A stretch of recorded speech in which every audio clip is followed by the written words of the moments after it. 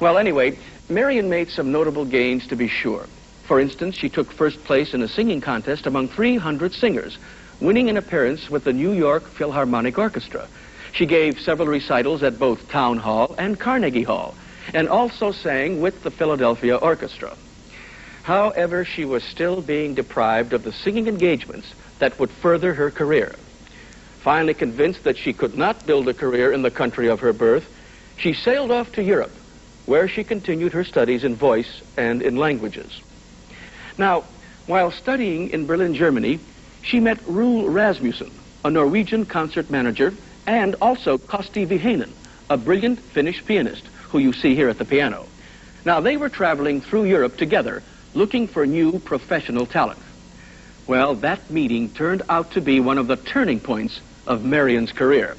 For with Rasmussen as manager and Vihainen as accompanist, she embarked upon a sensationally successful European tour, giving recitals throughout all of Scandinavia, as well as in such countries as England, France, Spain, Italy, and Russia.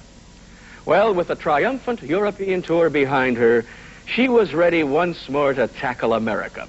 So home she sailed. And you know, soon she was performing concerts in cities all over the United States. With her thrilling contralto voice and her wonderful musical talent and, well, just herself, she was beginning to draw the attention of people as never before.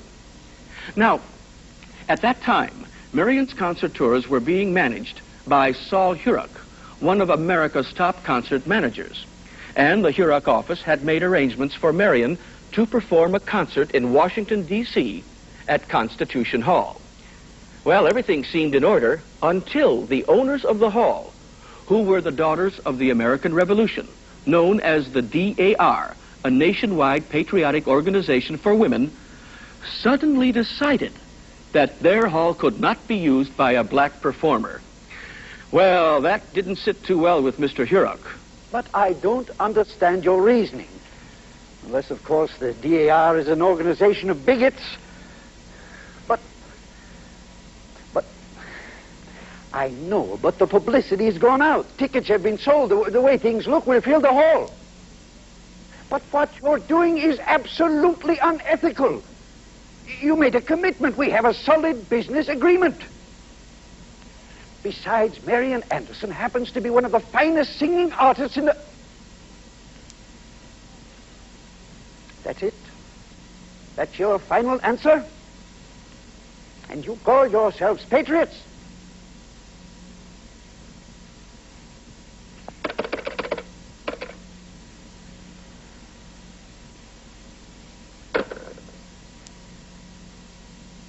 Reports of the DAR's action leaked out. Newspapers all over the nation headlined the news. Well, after all, Marian Anderson was fast becoming one of the world's most famous concert singers. What's more, she was black. Everywhere she went, she was besieged by reporters. How do you feel about it? Are you insulted?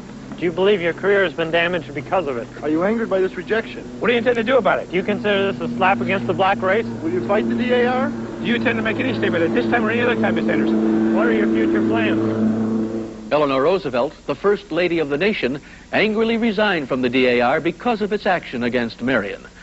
Well, the situation grew, picked up momentum, snowballed until it became a full-blown national controversy.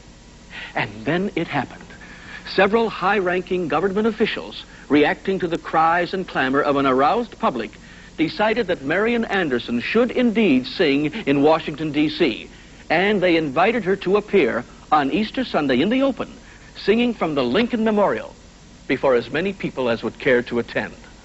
Well, news of this proposal spread like wildfire throughout the country, and there were pros and cons on the idea. Many thought Marian should not lower herself to sing outside, arguing that it was a humiliating compromise. And others thought it was a great idea.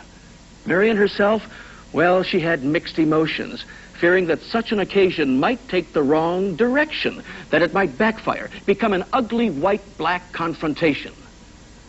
I studied my conscience and came to the conclusion that my significance as an individual was small in this affair. I had become, whether I liked it or not, a symbol representing my people. I had to appear. Upon a platform built for the occasion mingled many prominent national leaders. When it was time to begin, Marian stepped to the microphone and looked out over a crowd of some 75,000 people. My head and heart were in such turmoil that I looked and hardly saw. I listened and hardly heard. All I felt then was the overwhelming impact of that vast multitude. There seemed to be people as far as the eye could see. I had a feeling that a great wave of goodwill poured out from these people, engulfing me. And when I stepped forward, I felt for a moment as though I was choking. For a desperate second, I thought the words would not come. Oh, the words came all right, along with all of the notes, magnificently.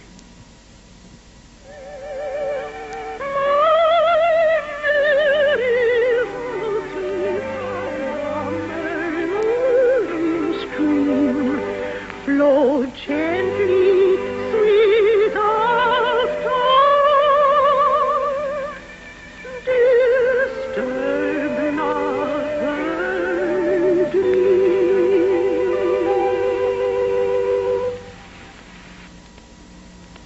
In time, the policy at Constitution Hall changed, and Marian Anderson, as well as other black artists, performed there regularly. The years that followed for Marian were busy ones, filled with achievement. She made more tours throughout Europe, South America, and the United States, singing at the White House several times, as well as for the King and Queen of England. Along the way, she met and befriended such famous people as the great conductor Arturo Toscanini, the renowned Finnish composer Jean Sibelius, and the scientific genius Albert Einstein.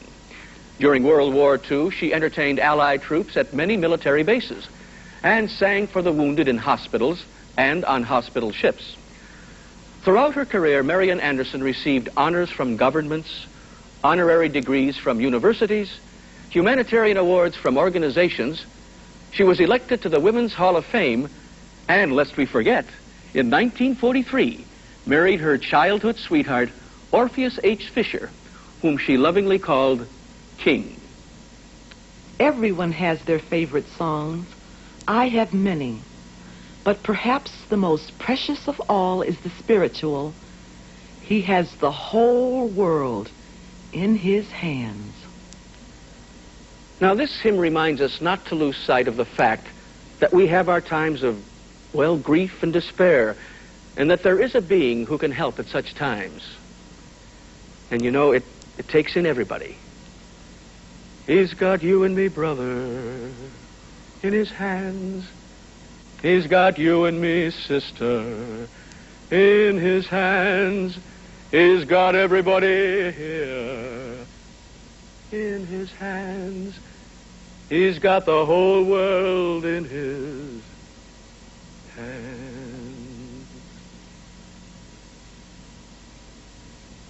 Brother, in his hands is got you and me. Right in his hands is got you and me, brother. In his hands is got the whole world in his hands. Oh, he's got everybody here. In his hands he's got everybody. In his hands he's got everybody here. Right in his hands he's got the whole world in his hands.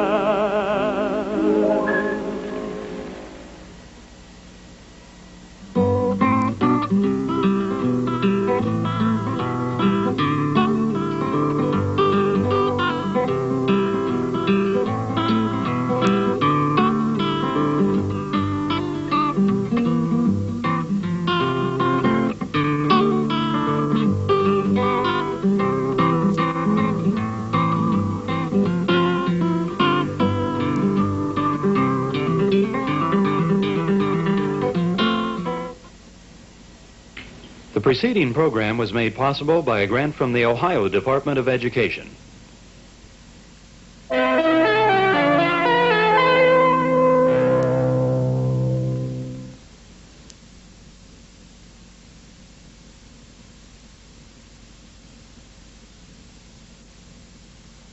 This is WVIZ TV 25. Need something